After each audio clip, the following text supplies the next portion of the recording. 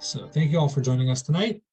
We actually took the last couple of weeks off between Hanukkah and other things going on. It just became a little too much to have the class going on also. But I'm glad that we were back, and I think we see some new faces even. So or returning older faces. So yeah, it's great to get that started up again. I want to, as we always try to do, I'm just going to drop the link in the chat. So if you want to catch up on anything, or you need to, or you'd like to review anything, you can check it out over there on our website.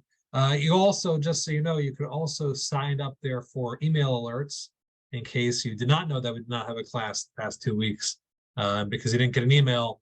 You sign up on the website for any email alerts. That way you'll know beforehand. We usually send out an email Monday morning about whether there will not be a class on Monday evening. So if you'd like to sign up for that, please feel free. Again, follow that link at the chat. Okay. As for right now, we are in the middle of the eighth chapter of Kohelet, eighth chapter of Ecclesiastes, where we've been going on a kind of an interesting discussion. So just to recap, not going to recap the whole book, obviously, but to recap the most immediate discussion, starting with chapter 7, he started getting on this discussion of wisdom. Wisdom. What is wisdom? How does it look? Where do we find it, etc. So he had a very long introduction to get there and why it's important for a person to be a wise person and to focus on that study of wisdom.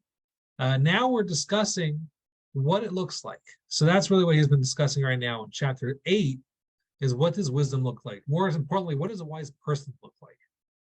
Okay, and in that discussion, he mentions a number of interesting things. First of all, he told us that there's a number of things that you'll always find by wise people.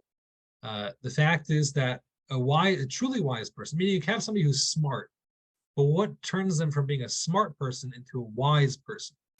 And he seemed to indicate that there's at least 3 things that are signs of a wise person. Number 1 is that their wisdom makes their own lives better. It doesn't destroy their own lives, doesn't tear them apart. It makes them happier. The second thing is that the wise person is able to synthesize ideas, is able to take one idea and make it simpler to understand. You know, we can commonly get this sense that a really smart person is able to make anything sound complicated. But the truth is that a wise person is somebody who can make something complicated seem simple. Okay, that's the true hallmark of a wise person, is they're able to make the complicated simple. And the third thing was that a wise person puts away their arrogance. They don't let their brains get in the way and turn them into an arrogant person. Rather, they work again for the benefit of their own lives, for the benefit of the lives of people around them. Okay, it's not just a way to lord over other people. And so in that, he kind of got into this other discussion, which was the next couple of verses, which we did the last time we were together, which was, again, 3 weeks ago, where he started saying that there's an interesting, I would say, a contrast that you can make between wisdom and power. And he talks about this idea that there are people who are powerful, as he puts it. There's the kings, and this is coming from King Solomon himself. He would definitely know a thing or two about how kings run their business. But his basic point was that a king is stuck in their ways. They can hear what their advisors tell them. They could benefit from all the different things that their advisors say. And they can surround themselves with smart people. But at the end of the day, it is their own whim that's going to end up ruling the country. Okay, and if you have a leader who's a wise leader, then they'll listen to those around them and constantly be looking for help in running their dominion. But in the end of the day, it all boils down to what the ruler thinks of themselves. Now, what he did was he presented this kind of a confrontation between the wise person and the powerful person, the wise person and the king, which is almost literary. You all can almost imagine this being a story. He doesn't present it quite as a story, but he does say that when you have a wise person, they have a distinct advantage over the king. The king is power, but the king has issues that the wise person doesn't have. And the fact is that the wise person has an ability to see beyond the limited powers of the king, and actually kind of circumvent them. That's what we saw last week. So let's go jump into the share screen. I'm going to review last week's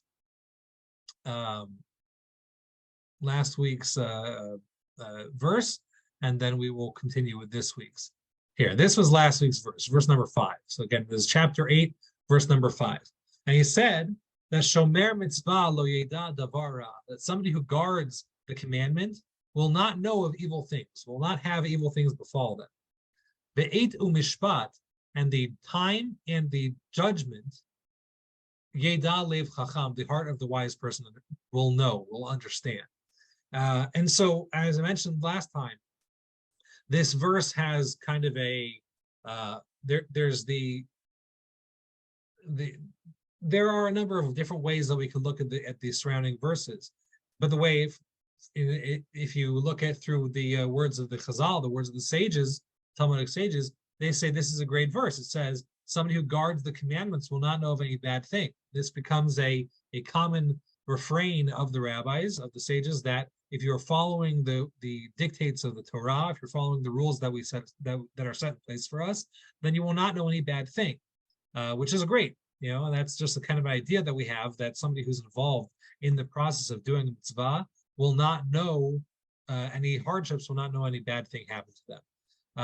In the context of the verses over here, I think we can offer a different explanation. Again, we did mention this in the last class, which is that when you have somebody who's facing power, you're facing somebody who's a powerful person. So you're dealing with, let's say, a king. So if you follow the dictates of the king, you'll be fine. Technically speaking, you will be fine. You won't have anything to worry about. But you're also subjecting yourself to the whims of a ruler, of a human ruler. You're stuck with their moods that can switch at any moment. There's something else that a wise person does that's different. The wise person knows the two deficiencies that a king has. Number one is time. Okay, there's only so much time that a ruler will rule. Their rule will end eventually, right? We just saw that recently with Queen Elizabeth, right? She did eventually lose her kingdom, right? Or queendom, I guess, at some point. She was as far as I know, she's the longest English ruler of all time. She may be the longest monarch, the longest living monarch of all time. I'm not sure about that, of all known history. But regardless, her kingdom, or queendom again, came to an end. It does come to an end. So if you're dealing with the whims of a ruler, they are bound by time. And the second thing is that they are bound by their reach, right? So he's referring to that as mishpat, the justice, the judgment, the jurisprudence, the jurisdiction. That's the word I'm looking for. The jurisdiction that they have is limited. There's only so much that they can do. If you read 1984, you might get a sense that there's such a thing as a thought police, right? But in the end of the day, there is only so far that the jurisdiction of the king can go. So even the most powerful ruler that you can imagine, they can't get into your brain. They can't get into, there's always somewhere where they won't be able to reach, right? We've seen time and time again that revolutions are able to overthrow kingdoms or the despotic rulers because there's a limit to their reach. So the wise person doesn't just satisfy themselves with knowing, you know what, I could just do what the king says and I'll live a fine life. And then he's saying that's true. You do what the king says, you'll live a perfectly fine life.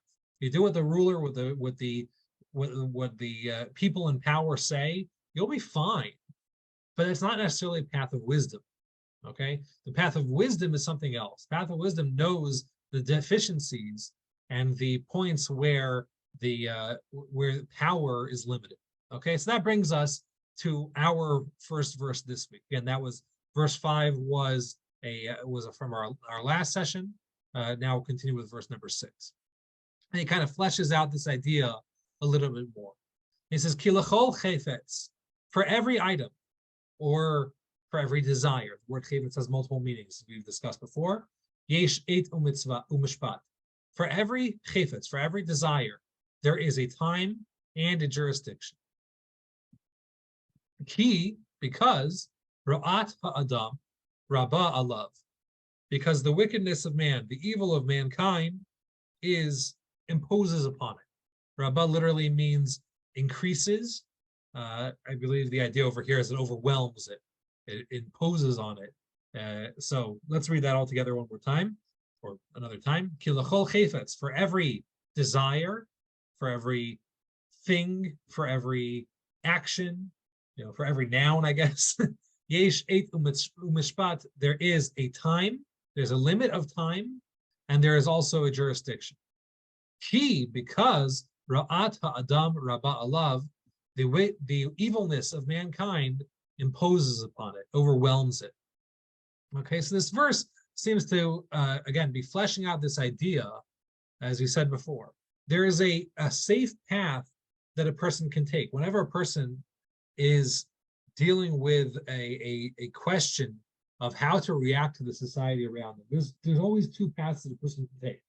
The person can always take the path of least resistance, the Occam's razor path of, society is doing this, I better, bow to that and just go along with whatever society wants from me. That's a safe bet. It's a pretty safe bet. You're gonna be generally okay. But it's also worthwhile, if you're a wise person, you'll realize that thing, that movement, or that maybe status, is a limited thing. It has its own eight umishpat. It has quite literally a time limit, and it also has a limit of jurisdiction. Okay, so if you were an American in the southern states in the 1850s, then you'd be pretty safe, considering, okay, slavery, it works, it's good, it runs our economy, good for us, and you could just kind of go along with that, but realize that there's a time limit, right? That time, that particular thing was pretty limited at that point, but it was around for a long time. You could fool yourself into believing that it's going to last forever, but a wise person realizes that there is always two things. There's always, again, a time limit, and there's a limit of jurisdiction. Okay, limited jurisdiction is a little harder to identify. I'm trying to think of a good example of such a thing, but we've seen in certain ways just in the past 20 years, right? Since the internet has become a household item that everyone involves themselves with, right? So we've seen that fads come and go. Fads are, in a certain sense, power structures, right? When you have a populace that goes ahead and decides that this is now the thing that we're into, this is the thing that we're supporting, this is the idea that we find funny, or anything like that. It has a limited stage time. It has a limited effect. Somebody who's not in that world, who's not in that circle, will not be affected by it. So if one community goes and decides that we are now giving power to this idea, it doesn't necessarily bleed into another community, right? We are able to divide ourselves into many communities that don't affect each other. There's a lot of, sociologically, there's a lot to discuss here, but I think that gets the main idea is that, that's basically the point, that every item, every thought, every fad, every philosophy, every whatever you wanted to call it, every power structure has a time limit and a limit of jurisdiction. They are not ubiquitous and they are not omnipresent. That's just the nature of these things, of social power structures. And there's one big reason why that's true, because it's affected by human beings. It's constructed by human beings. And the fact of the matter is, when human beings construct things, those things are subject to the fallacies and the weaknesses of humanity. I think that's what he kind of means when he's saying ra'at adam, the badness of people. I actually mistranslated originally. I said the wickedness of mankind. It's not the wickedness of mankind. That would be rishat adam, right? There would be the Hebrew letter shin would show up there. It's not rishat adam. It's not the wickedness of mankind. It's the badness of mankind. In this case, the frailty of mankind that overwhelms it. The fact of the matter is that all of our social structures, again, to a certain degree, are informed by humanity, which is in and of itself a weak thing. It has its own fallacies, its own frailties. And that's what we saw in the last chapter also, that when you have paradigms of wisdom that are created by people, well, people are inherently, innately incomplete or still are under construction, I would say. So the reality is that those types of wisdom, and in this case, those social structures are, since due to the fact that they come from humans, they are going to be frail, I would say. So again, Ra'at Ha'adam does not necessarily mean the wickedness of people. Rather, it means the frailty, frailty is fragility of people that is inside of it, that overwhelms it.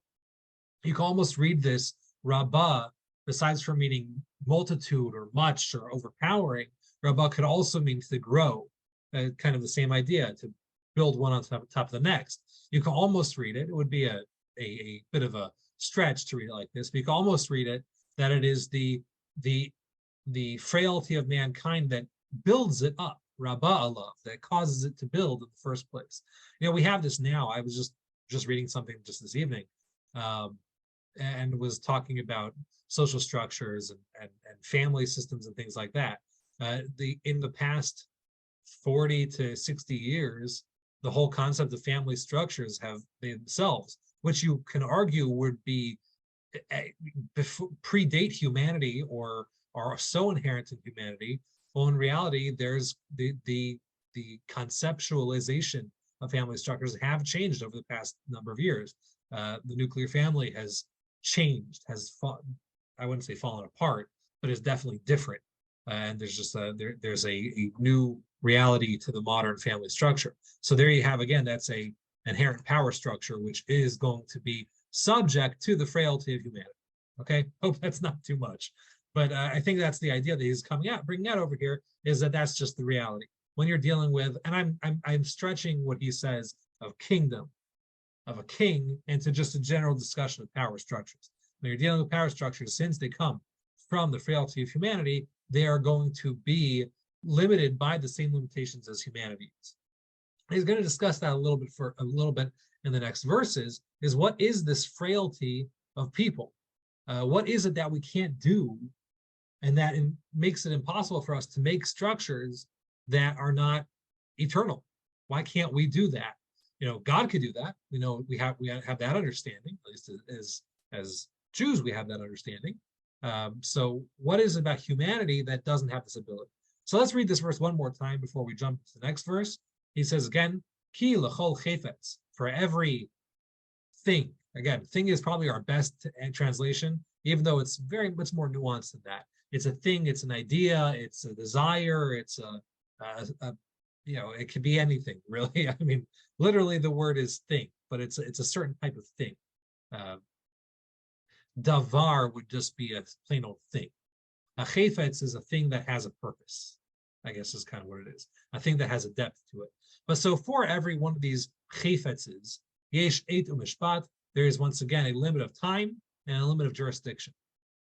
Ki ra'at ha'adam rabbah alav, because it is imposed upon by the frailty of humanity. Okay, again, it's not rishat ha'adam, it's not the wickedness of humanity, it is the frailty, just the low status of humanity that causes it to be that way. Okay, and again, in the discussion that we're having, is a wise person will be able to see that and will be able to circumvent those issues. That's the difference between wisdom and power. Power is subject to this. Wisdom has a way to overcome this and to work around it. All right, so being a wise person is going to be better for a person than being a powerful person. Okay, so let's discuss a little bit about what is this Ra'at Ha'adam, what is this frailty of humanity? Okay, and the first thing that he has is verse number 7. So again, that was verse number 6, and now we're going to continue with verse number 7. And he says like this, and this is interesting already, because you're already starting to see a very strange sentence structure. It says, Ki einenu yodea, because we do not know. Ma sheyihyeh, that which will be. Ki ka'asher, because when it is, or when it is, since when it is, yihyeh, ki ka'asher yihyeh, sorry, when it is, mi agid lo, who will tell them? Who will tell that person? Okay. So again, very interesting sentence structure. Let me read it all together one more time. Ki einenu yodea, because we do not know. Ma sheyihyeh, what will be. Ki kasher yihyeh, because when it will be. Mi agid lo, who will tell them? Who will tell that person? Okay. So you have an interesting thing. First of all, we've got this einenu, which is plural, us. Potentially, the word einenu could also mean him or subject. That person does not know. Really, that would be a no. He eino yodea. He does not know. They do not know. But it doesn't say that. Solomon writes over here, Ki einenu yodea, we do not know. So it would appear to me that he's discussing the fragility of humanity as a whole over here. He's including himself in this process. He's not simply saying that, I'm not talking about a specific person, that this person is going to be limited in their abilities because they don't know something. Rather, he's saying that this is a reality of humanity as a whole. We humanity do not know that which will be. And when it is, who's going to tell us? Okay, so that's the breakup of the verse. 2 halves of the verse, half number 1, and to where the cursor is right now, comma, right? We do not know that which will be. And part number 2 is, and when it will be, who will tell them? Okay, so what it would appear to me is that there's 2 things that are 2 halves of a whole over here. Right? There's part 1 and part 2 of this one thing. Okay, so the question is, what is the fragility of humanity that causes it, that our structures, our self-imposed cultural, social power structures, what causes those structures to be frail? So this is problem number 1, in which there are 2 parts. Okay, part number 1 is that we have a very we have a very difficult time connecting cause and effect. We have a very hard time seeing and predicting the future that's placed out in front of us. All right, we do not know, because we do not know, again, ma sheyihyeh, that which will be.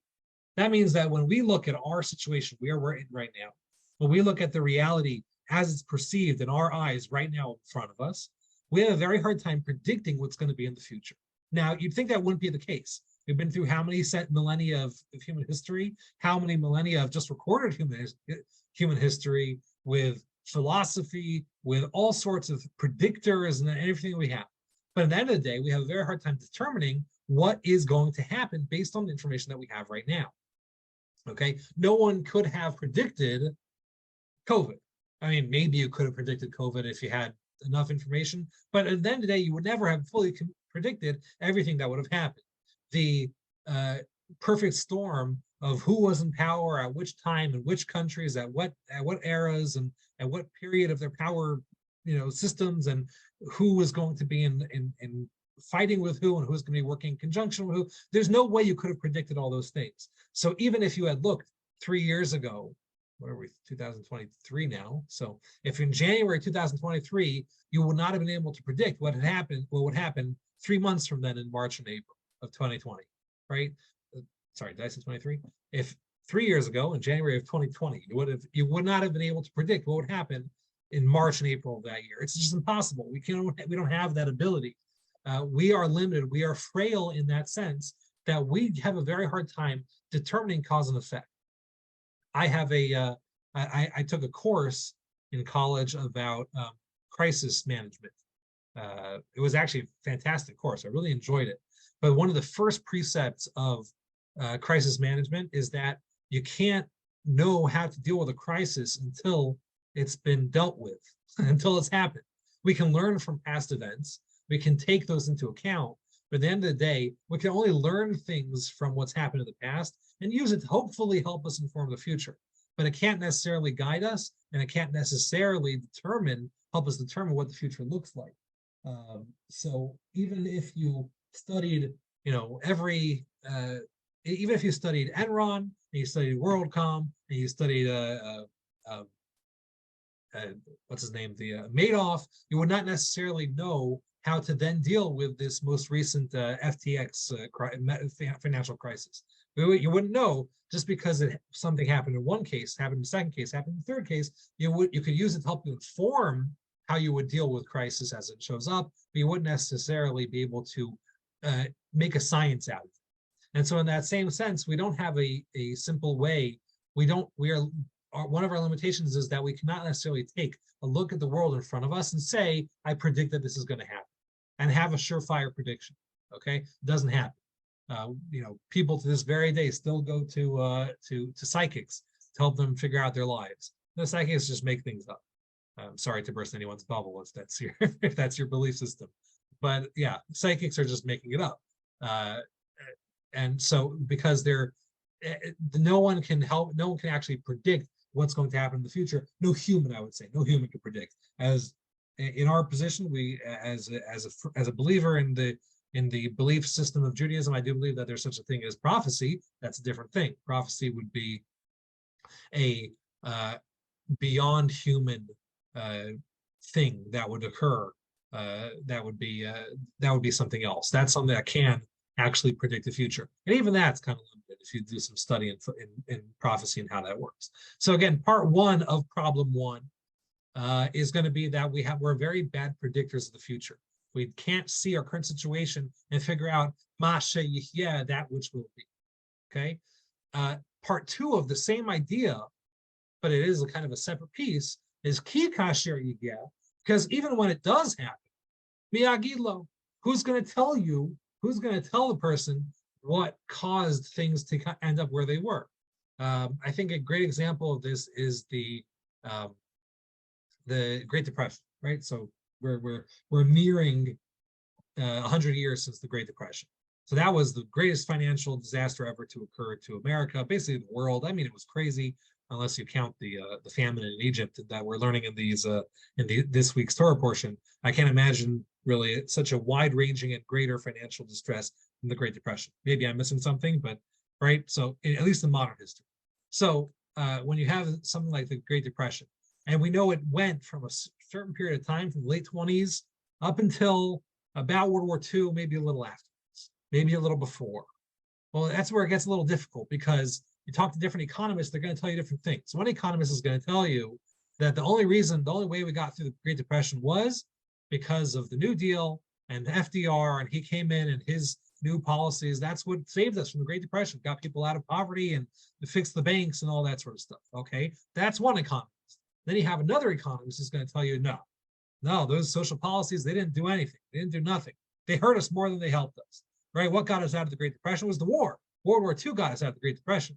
Got everyone in the factories, everyone working, everyone, changed the way that we approached our finances. It got a whole generation off their feet and into and so or you have a third economist who says, it has nothing to do with either of those factors. It's just enough people died in World War II that it made it that there was enough more money to go around for everybody else.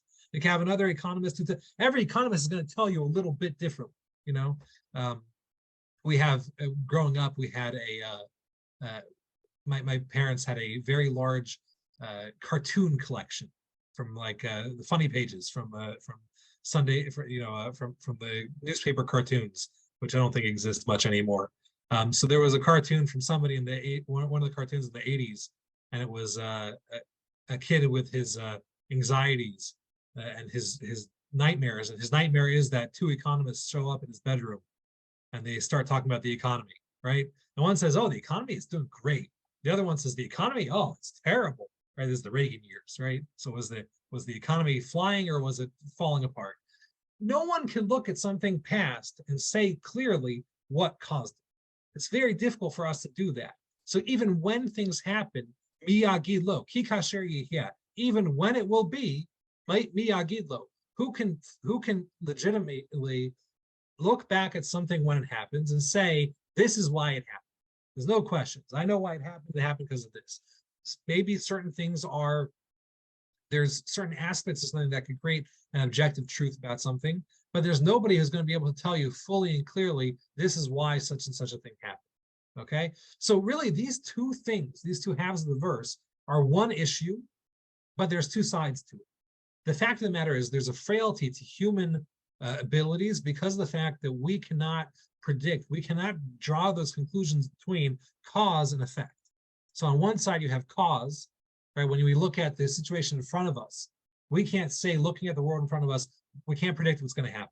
We can't look at everything and say, these factors inform us and tell us that this is going to happen, and therefore we can prepare for the future. To a certain degree, we can attempt to a certain degree, we should be able to, but there is always something that's going to be locked up from us. And part two of that is because we can't even look at things that did happen and determine clearly why they happened.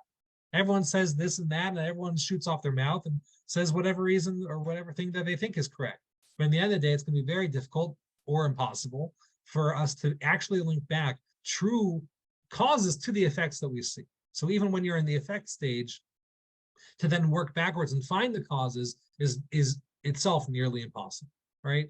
I want to point out that it's interesting. He doesn't say you won't find an answer for it. He just says miyagidlo, who will tell that person? Meaning you're going to be stuck in that same problem we always show up with in the discussion of wisdom, is that we are limited to the wise people that are around us. And we listen to the words of all the people coming from us, but no one is the objective voice of truth. That's the nature of wisdom. Every wise person is going to tell you something else. There's no such thing as one source of wisdom amongst the humans, right? Because we're all imperfect, right? We all have our deficiencies. And so again, this ends up being a major deficiency of humanity in general, the fact that we're not good predictors of cause and effect. We have a very hard time linking those two things together. When we're in the cause stage, we cannot figure out what the effect is going to be. And when we're in the effect stage, we have a hard time figuring out what the cause was.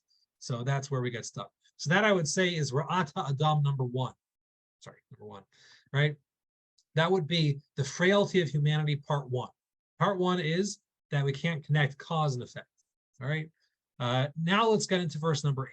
So he says like this. This is one of his long verses, and you're going to see that he has kind of 4 parts to this verse.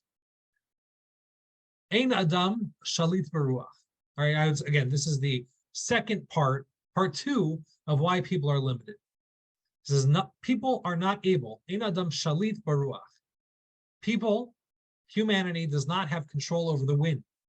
Lichlo et haruach, to imprison the wind, to capture it. Vein shilton biyom hamavet. There is no control on the day of death. Vein mishlachat b'milchama. There is no messenger. There is no agent you can send into war. V'lo yimalet rasha et ba'alav. Let's scroll down a little bit. Yeah, okay. I won't make it any smaller because it's going to get hard to see. So v'lo yimalet rasha et ba'alav, and the wicked cannot escape from their owners. Okay. Once again, in Adam shalit baruach, a person does not have control over the wind. Lichlo et haruach, to imprison the wind. Ve'in shilton biyom hamavet, there is no control over the day of death. Ve'in mishlachat b'milchama, there is no agent you can send into war. V'lo yimalet rasha et ba'alav, and there is no running away, there is no escape for the wicked from their owners. Okay, so there's a lot here. Big long verse, as you can see over here, because I could barely fit onto the page. It's a long verse. There's a lot going on over here. But I think that what he's saying is that the second frailty of humanity, besides the fact that we can barely figure out what is cause and effect, what's causing things to happen, what's the effect of things when they happen, but perhaps even more so, is the fact that we have very little control over the happenings that go on in the world in the first place. Forget predicting them, forget dealing with them when they come. Just control over what goes on in the world around us, we're very limited, okay? And he presents this in 4 different ways. Okay, number one is that he says like this, that people do not have control over the wind. Okay, we can't imprison the wind. Lechlo, that's an interesting word. The word, we find it very rarely in throughout Tanakh, but the idea is kela, chaf lamed aleph. Kela is a jail, which is actually very rare in Judaism in the first place. We're not very big into jailing people. It's not a major part of our justice system, which is why the word's not going to come up very often. But what it does mean is that we cannot imprison the wind. Okay, ruach here I'm translating as wind. You'll find other translations as the spirit, that we're not able to hold on to our spirits and avoid it from departing from us. When time comes for it to be taken from us, there's nothing we can do to hold on to it. That's another explanation. I'm going with wind because I think it fits a little better over here. The wind is something that is external. It's something coming at you, right? We just had over here in Portland just last week, week and a half ago, we had these crazy windstorms and ice storms. There's nothing you can do to stop the weather, right? You can't control it. You can't block it. You can control yourself, perhaps. You can guard yourself. You can wear a coat. You can stay inside, hopefully, unless you live in like Oklahoma, and your insides become the outsides once the wind comes, right? Once the tornadoes show up, right? So, but in general, there's no stopping the wind. It's an outside force that's coming inside. It's attacking from the outside. There's no way to imprison it, to hold it, to put it into a holding cell or anything like that. That's an outside force. Then you have inside forces also. In our own destinies, in Shilton B'Yam HaMavet, there is no control over the day of death, right? In the words of the sages, they say that on the day the person passes away, they lose a lot of their just personal power.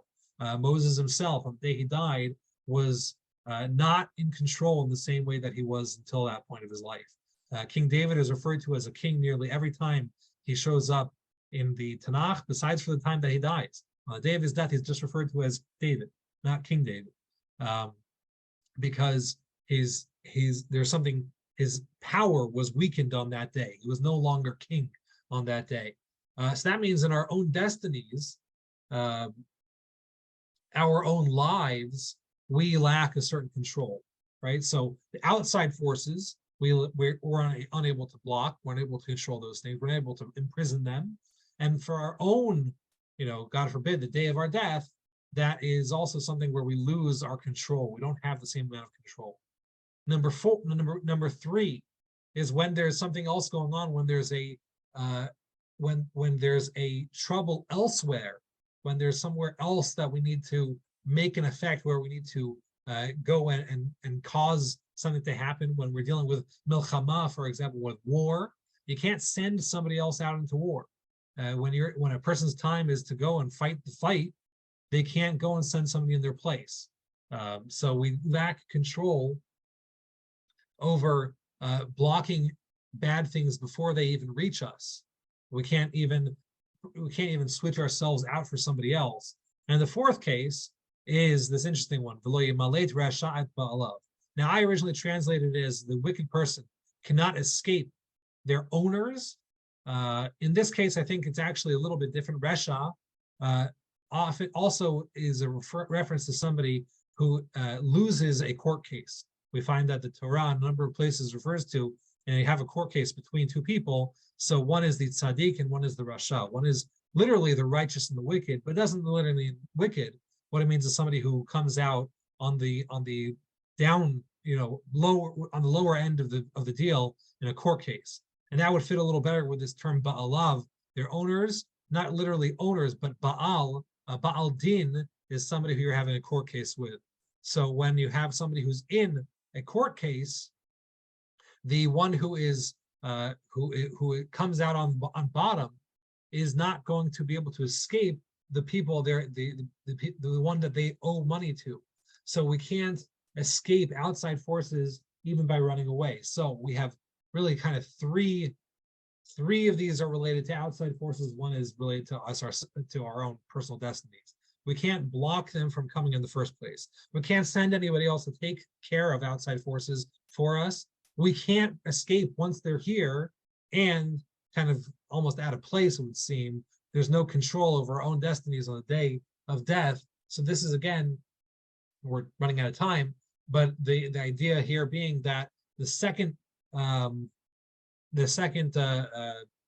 frailty of humanity is that, forget cause and effect, we just have a hard time in general dealing with troubles before they come, when they're here, as they're here, after they've gone, once there's a decision made. No matter what, we have a hard time with that. We can't block it.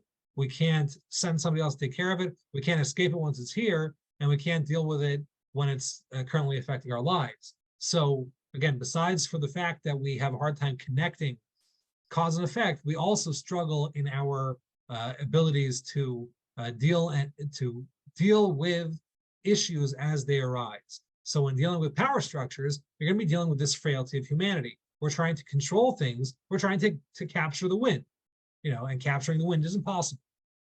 When the power structures, whatever it is, the king, when society imposes certain rules on people, again, those time limited and jurisdiction limited rules on people or expectations, those things are limited because humanity has a very hard time controlling outside forces and even our own destinies. So maybe attempts to do that, but when you realize that the things that we're fighting against, when the wise person realizes that the thing that they're fighting against is limited in this way, then it becomes a little easier to handle, and you could start making plans to avoid the power, to circumvent the power with wisdom. Whew. Okay, hope that was helpful. We'll probably recap a little bit next time we meet. Should be next week. I don't see any reason why not. Okay, glad everyone here could join us. We had a good showing tonight. So thank you for joining us, and hope to see you next time.